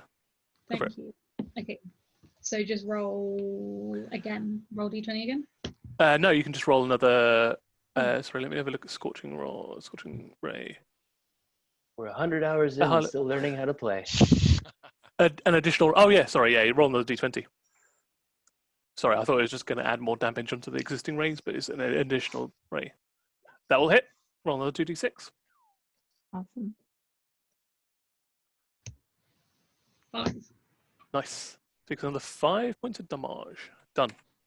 Yeah. So like his entire like left, which way he's facing, his entire right sleeve has gone up in flames now. It's reeling his like muscular half-orc upper arm, I guess. A lot of people's limbs have gone up in flames this episode. Yeah, they really have. Now it's the dwarf barbarian still being attacked by Bando. Oh, Bando should have had an attack of some kind, unless you want to remain Bando, like harassing the barbarian.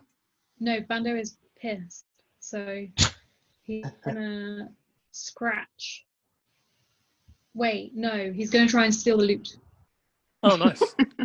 So leaves the barbarian. The barbarian gets an attack of opportunity. 7-16, that will hit.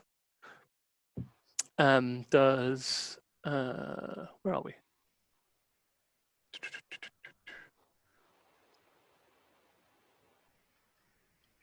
Why can't I find that person's character sheet?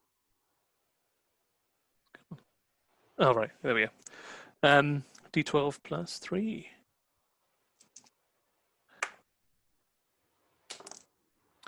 2 plus 3, 5 points of damage. Yeah, he's still fine. Bando. Runs over to the bard, tries to grab the loot. Can you do an athletics check for Bando, please? Was that plus strength? Yeah. Yeah.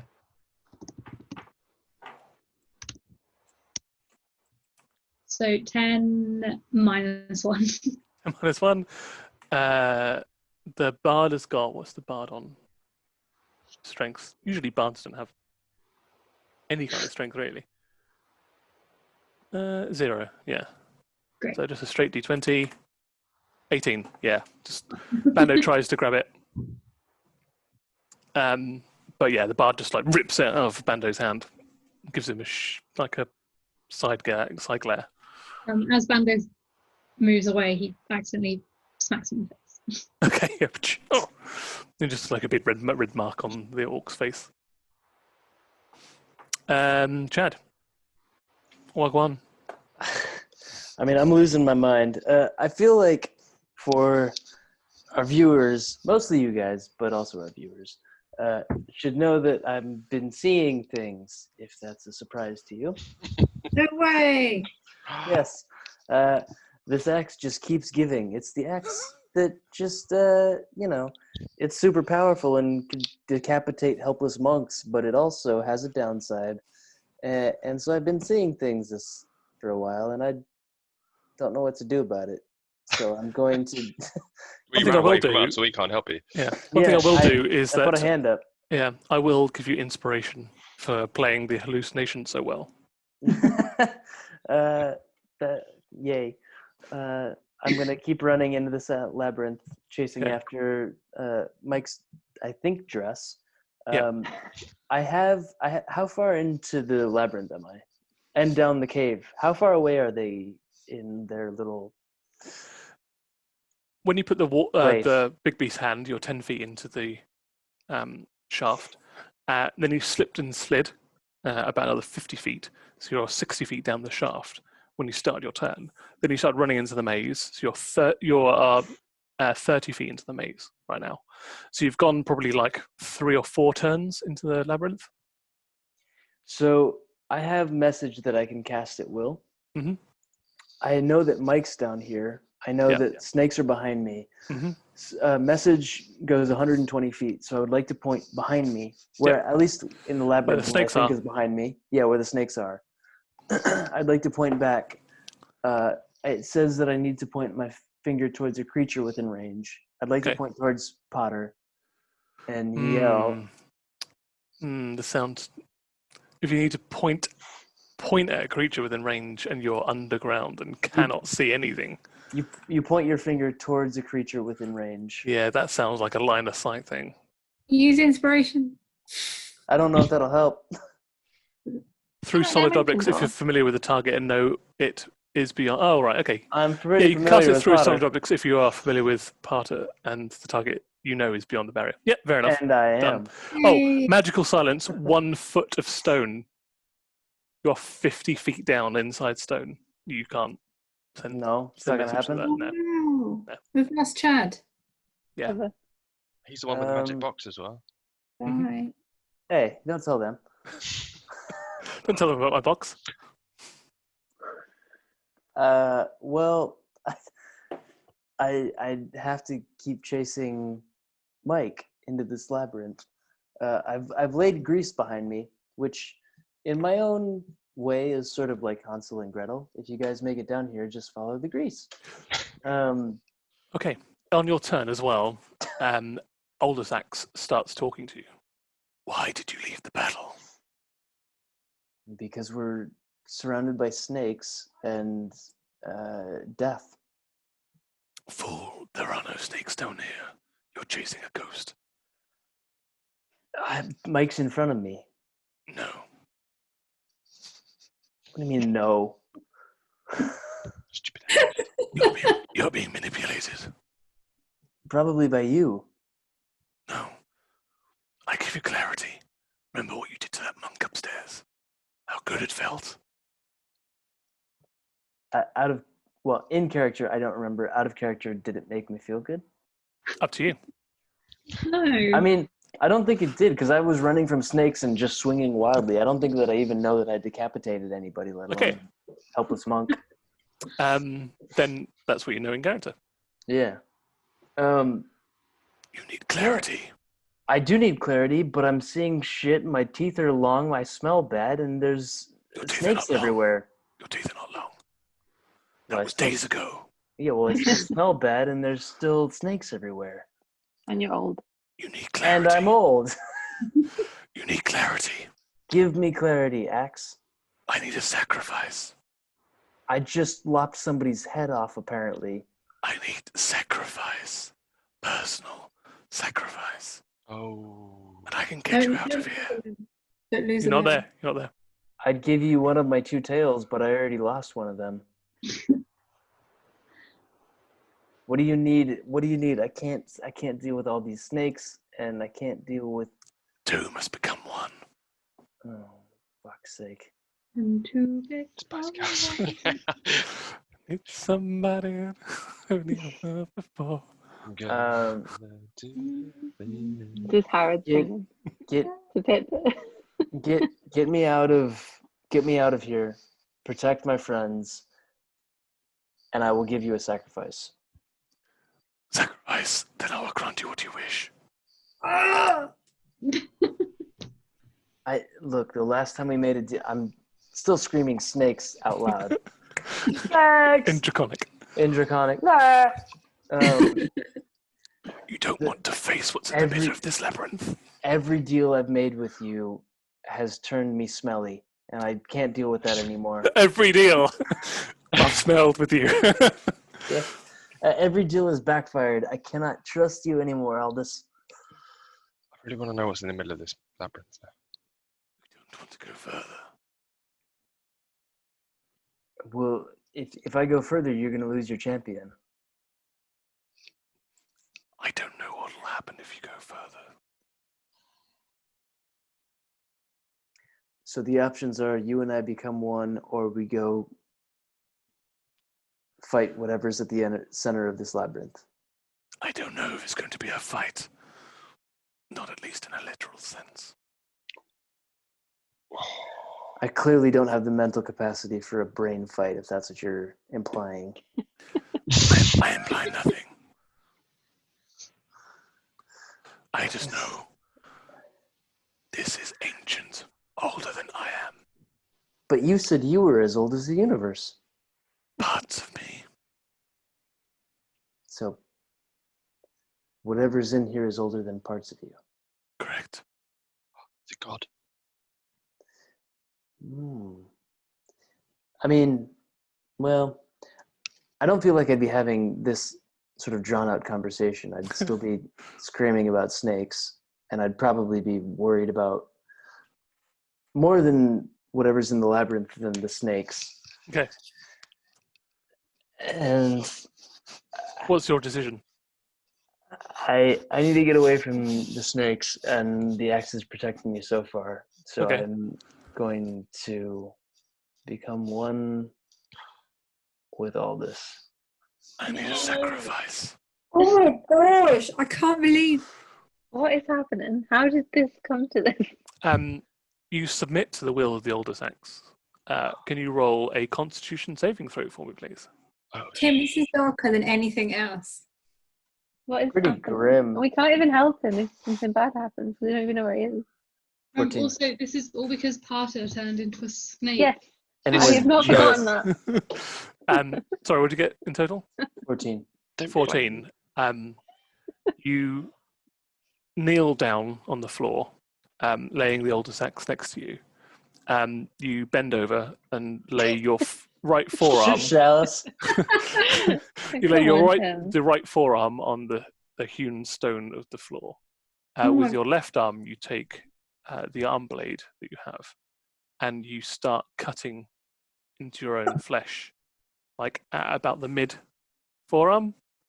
And as you hit bone, you black out.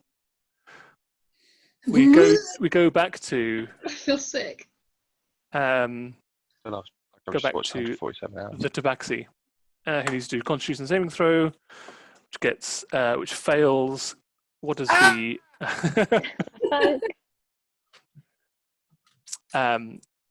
so what does the what's your saving throw?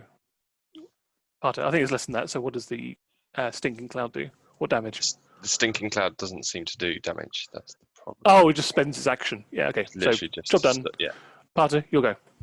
I am. I mean, I'm a crying naked mess right now with Yeah, with the bag of tricks on the front and the pipes at the back. my bag of tricks at the front, pipes at the back. I'm. But you didn't want to do this. Yeah, through my tears, angry Parter starts coming through. Oh, yeah. Now Angry Parter comes through. Now Angry Park starts coming through. But he's obviously he's a sobbing, crying mess. But you don't want to do this, but you're making me. And I am going to cast Blight, pointing a finger at him, and just say, Which one, the bard? to the bard, Okay.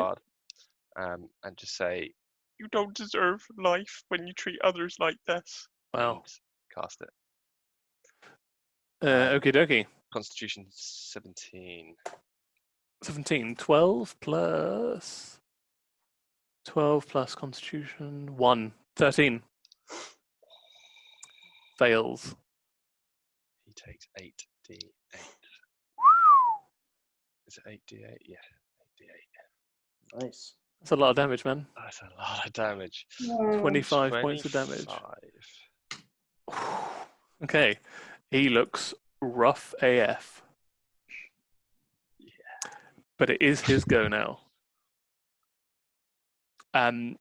He sort of like shrivels up.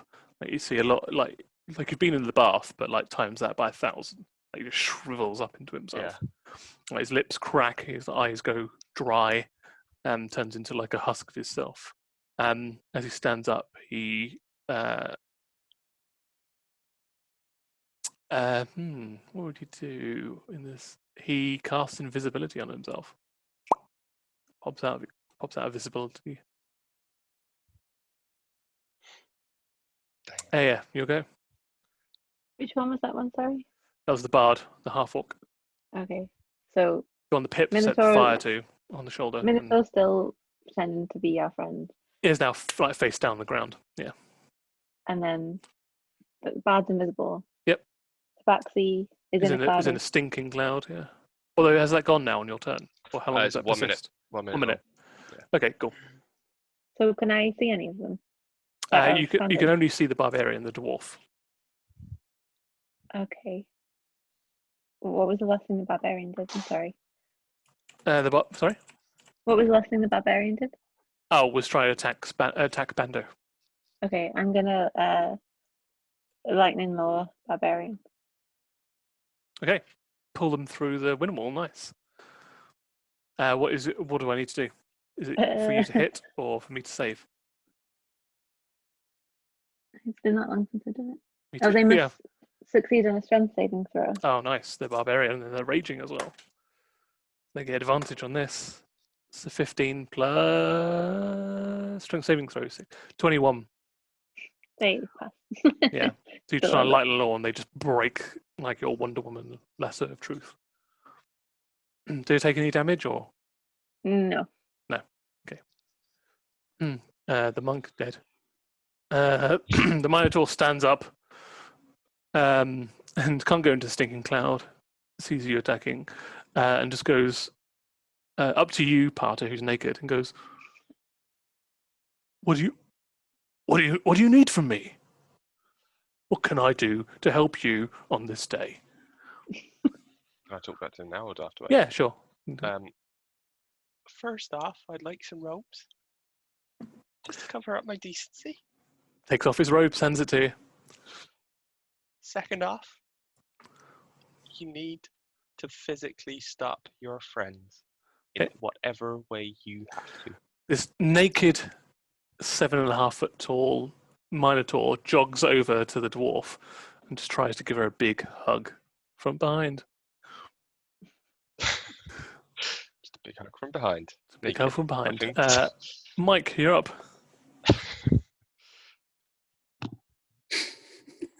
So weird.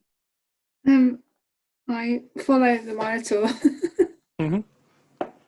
And His little From cow, behind. his little cow tail that's like covering his decency from behind, at least. from behind, I'd like to use my birthday present Mhm. and go into the side of the neck. Okay, roll to hit with advantage because you're invisible. What, of the Minotaur? Mm-hmm.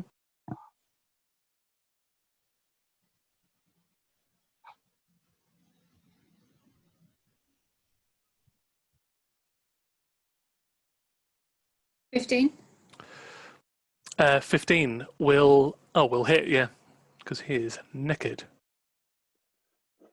1d4 plus 3.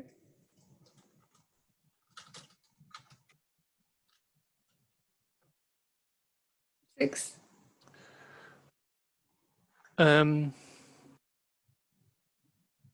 Yes. Okay. Cool. 1d4 plus 3. Yeah, 6 damage. Got it. Wait, were you attacking the Minotaur? Yes. How come? Whispers. I felt compelled to. He does another saving throw. Fails still, so he's still under Gaius. She definitely knew his name before as well. Pip. Um, So like, as you and I are next to it, shoulder to shoulder.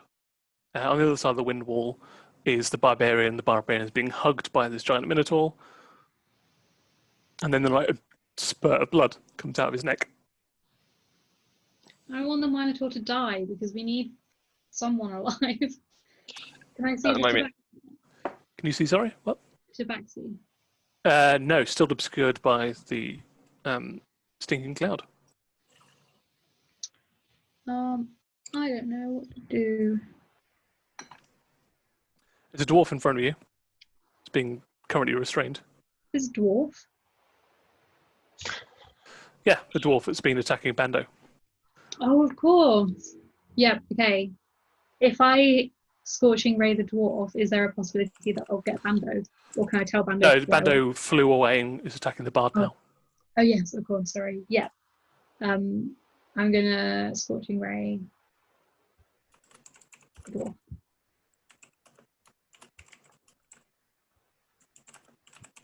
Cool. Roll to... what level are you casting at, first of all? 3. 3. Cool. So you get 4 Scorching Rays. Roll to hit 4 times. Oh, come on. What is your to hit modifier on spells? +4 to hit, and you're attacking the bard? Yeah, no, the dwarf. Oh, the dwarf. Oh, right, yeah. Only one of those hits. 2d6. Players. It's the first time it's been hit, I think. 3. 3 damage as you scorch the barbarian, whose go it is now. So is going to go shrug off the Minotaur. Strength, opposed strength. Yeah, easy.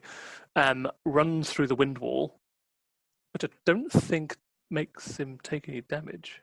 He has to do a Would you feel on a wind wall? Each creature within its area must have strength. The creature takes on a failed save. Yes. That's if they start within the area. Must be. All right. Yeah. Fair enough. Strength saving throw is 8 or 1, 8 or 7, 15. Pip, your DC 16 fails. Can you roll 3d8 for me, please?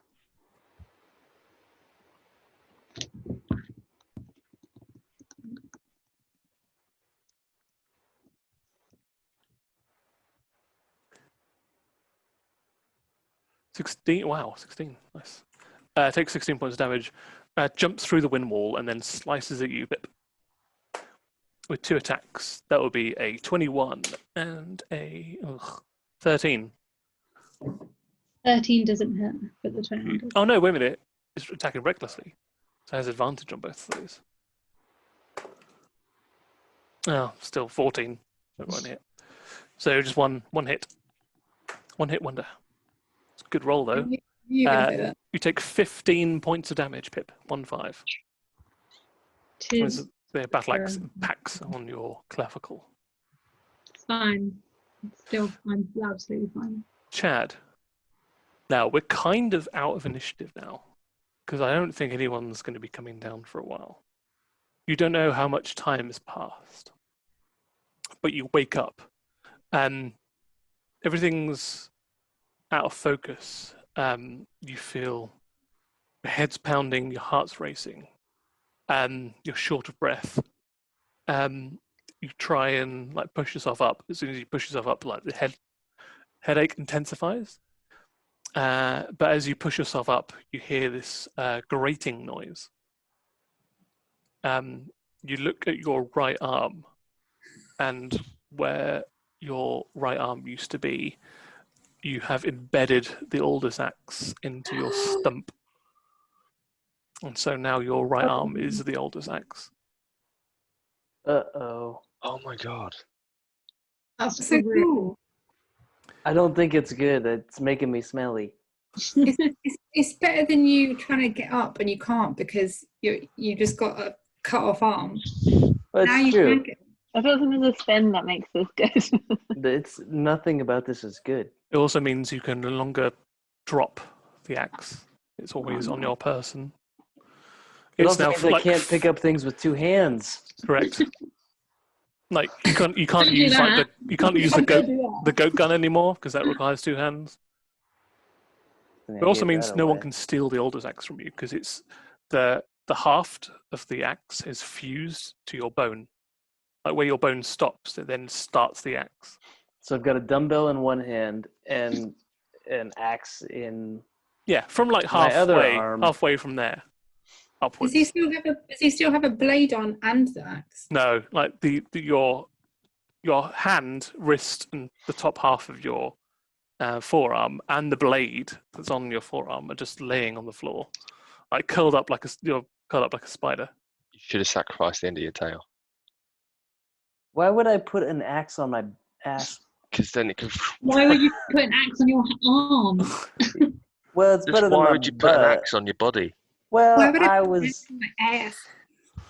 Well, you guys haven't had an axe talking to you for the last Hey. like 2 days. Well, it's been 14 days to be fair. Yeah, 14 days. What do you want to do? Pout. Pout. As you pout, Ow! this like purple blue gate appears in front of you, like, ringed with this like purple and like blue field, and it's just solid black inside, like a doorway. It's about 7 feet tall, about 3 foot wide. It appears about a foot in front of you. You're looking into absolute blackness, and then it just moves towards you, slides into you, and you pass through it. And as you pass through it, you appear where everybody else is in the cavern upstairs. And we'll end the episode there. So, I'd like to thank my players, Ellie, Josh, Annie, Cleo, and Alice. If you'd like to plug your social media, now is an amazing time to do so. At Ellie Bab. At MCM Josh. At Annie_squirrel. Very confused and sad and Very confusing chat. and lost. Well, I actually had one. It was at Fear and Loathing in Los Aldos. That's appropriate, I think. Yeah, I think so. At AUCYE. And I'm at MCM_Tim. But if you don't know what to do, stay home, stay safe. I'm so confused. What has happened? Okay. Don't chop your arms off.